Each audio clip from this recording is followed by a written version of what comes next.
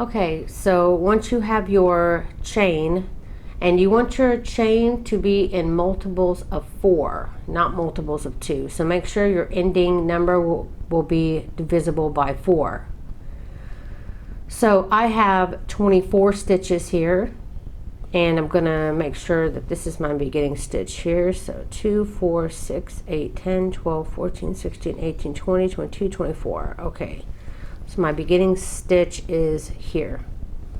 So I'm going to go ahead and slip stitch in that beginning single crochet, and that will end my beginning row.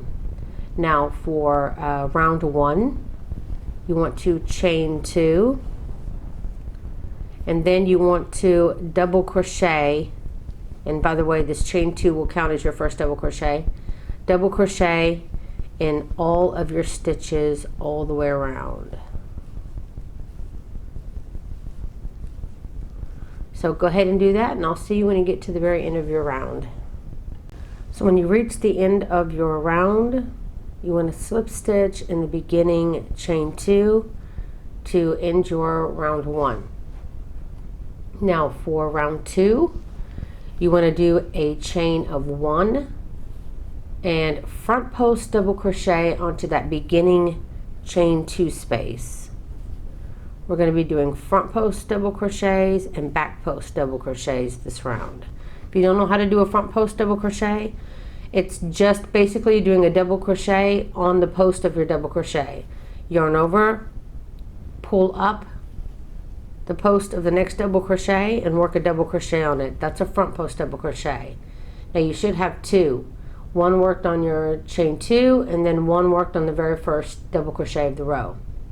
Now we're going to alternate. The next 2 posts of your double crochets, you'll be working a back post double crochet. So yarn over, come in from behind, push that post back, and then you'll be working a double crochet. And that's how you do a back post double crochet. We'll do that again. Yarn over, go in between, push that post back, pull up a loop, then you'll yarn over, pull through 2, yarn over, pull through 2. Now that's 2 back post double crochets. Now your next will be 2 front post double crochets. That's when you come in and pull it forward. And then your next 2 will be 2 back post double crochets. And you're going to repeat this for your entire round. So 2 front post, 2 back post, 2 front post, 2 back post, and you should end perfectly. This is your beginning 2 front posts. You should end perfectly with 2 back posts, double crochets here, and slip stitching in the beginning front post double crochet to end your round. Okay, so I just finished my 2 back post double crochets, and I'm going to slip stitch in the top of my very first front post double crochet to end my round. Now for rounds 3 through 6, so for the next 4 rounds, you're going to be repeating what you just did. So you'll chain 1, and you'll put a front post double crochet worked onto that first front post double crochet. And then you'll front post double crochet in your next front post double crochet. This is what you're going to be doing for the next 4 rounds. You'll always chain 1 and put 2 front post double crochets in the first 2 front post double crochets. And then the next 2 stitches is you'll put a back post double crochet worked on the 2 back post double crochets. And then you'll repeat that for the round. You'll be putting a front post double crochet onto your next 2 front post double crochets, and then you will work a back post double crochet on your next 2 back post double crochets. And you'll be repeating this for the full round, and at the end of this one, that'll be round 3. So you'll do this for rounds 4, 5, and 6 as well. And when you get done with that, come back and I will show you how to do your 2 border rows.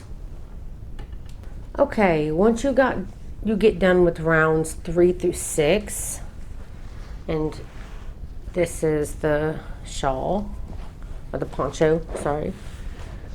You can see that I have created kind of like a little border in between each one. And this is from the inside. Yeah, hold on. My son has it from the inside. There. Now you can see a little better. See the border that's in between? section of this. I'm going to show you now how to do that. That takes 2 rows, and then it'll just be a repeat of those 6 rows that you just did. So move that out of the way. Okay, so for round 7, you will chain 2,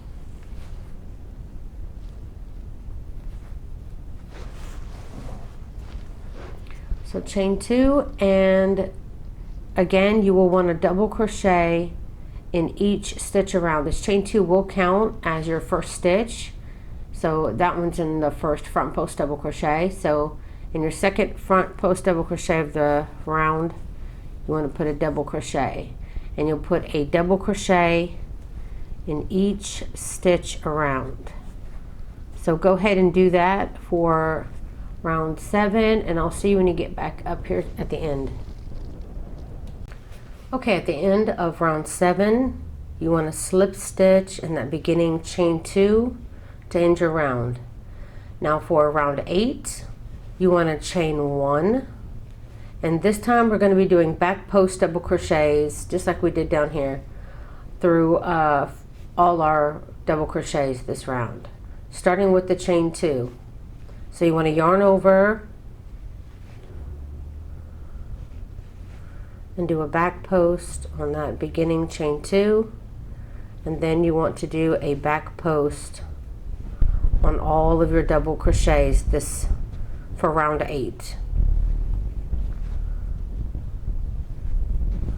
and it will create this little border here that you're seeing that starts to form because you're pushing down that top of the stitch forward. So you want to continue to do this all the way around for round 8. Okay, after your last back post double crochet of round 8, you want to end your round by slip stitching in that first back post double crochet that you did, and that will end round 8. Now you're going to want to repeat rounds 1 through 8 over and over and over again, and I'll show you. Let's back up real quick to round 1, which was double crocheting in all your stitches around. So you'll just start off by double crocheting 2, and that will count as your first stitch. So you'll move over. Just want to make sure that yeah, this is the double crochet, the back post double crochet that was worked on my chain 2 from the previous row. So just make sure you don't put your first stitch, your first double crochet there. Your chain 2 will count as that first double crochet. You can count your stitches at the end as well to make sure you haven't added a stitch there. I'd say that's probably the only little hiccup you have when switching to repeat your repeat again. So at the end of your double crochet row, which is the repeat of round 1, you'll want to go ahead and count your stitches, make sure that you have enough, and then you'll move to round 2, which was the putting 2 front post double crochets and then 2 back post double crochets, and then you'll just continue. Then you'll repeat rounds 3 and 6, and then you'll do your border row again. Now I did my repeats. I used my whole skein, and from here where the shoulder is to the end here where the white is, that was all one yarn cake. And I got 1, 2, 3, 4, 5, 6, 7, 8, and a little bit more here on the end. But I left it there because it kind of looks like a nice little ending. So I just basically repeated the repeat for my entire skein until it was done.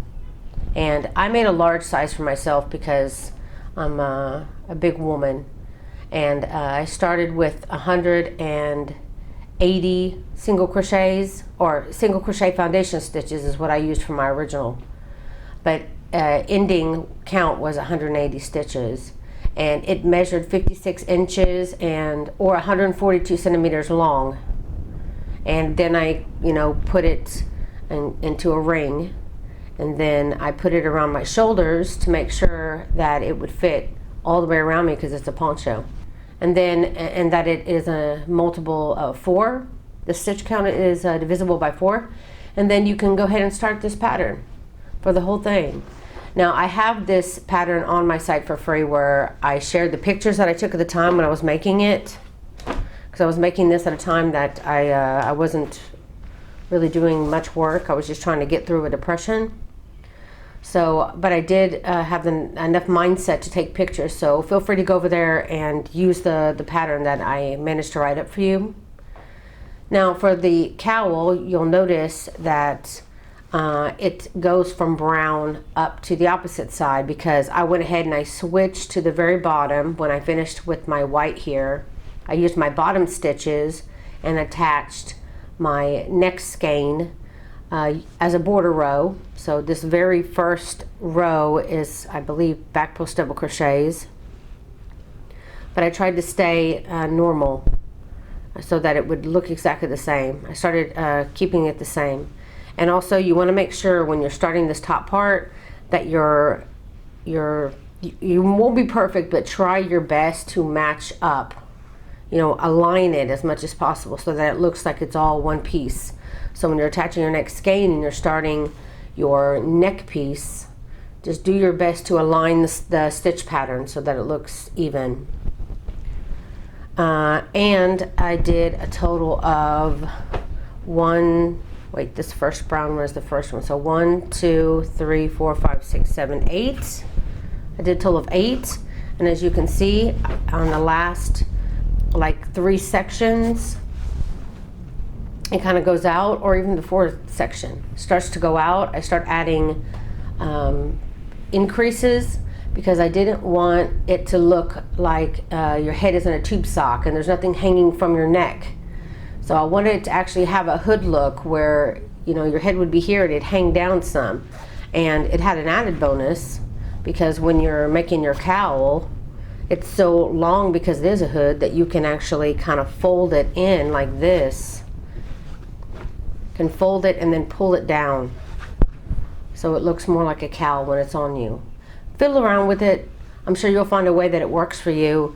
I had only this last little section hanging down like from my forehead, so it was like probably half of it or something, but it came down as far as I wanted. I didn't want it to, you know, overshadow my eyes or anything, so I stopped there. But you can make it shorter, you can make it longer, however you want. Be sure to head on over to my site and also sign up for my newsletter. That way you'll always see the newest things that I have out, coming out for me. Also check out my Facebook page because I post my new and old patterns daily there as well. And I also am on Pinterest. If you like to use that platform, I recommend going and subscribing to my page on Pinterest because I allow other designers to post there as well, not just myself. So it's a good pattern source to find free patterns. So that's it, guys. I hope you have a great day. Stay safe out there. Bye.